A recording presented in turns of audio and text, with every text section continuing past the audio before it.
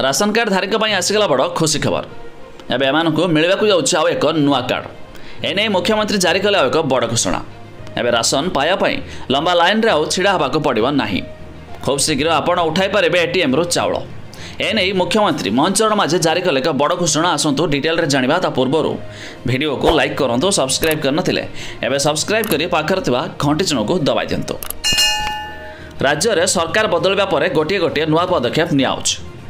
Control चाउल आनिबापई एणिकी दुकान रे दीर्घ समय पर्यंत धाड़ी रे छिड़ा हाँक पड़ो ना।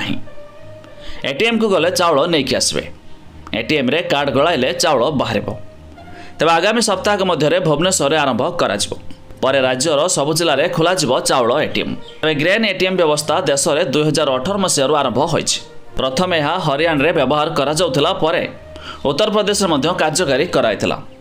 तेबे खाद्य और जोगाण मंत्री कृष्णचंद्र पात्र कड़ा चेतावनी। बजार में अत्यावश्यक सामग्री दर वृद्धि प्रसंग में कड़ा चेतावनी शुणाइले विभाग मंत्री।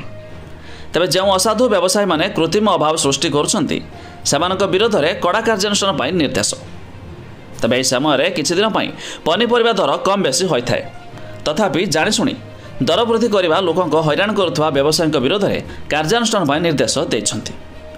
एसहित समस्त जोगाण अधिकारी मानक क्वालिटी और मापदंड उपर ग्राउंड को जाई तदारख करने निर्देश देइछन्ति। तेबे कृषक और खाउटी जमिति हैरान न हेबे से नहीं योजना होइछि।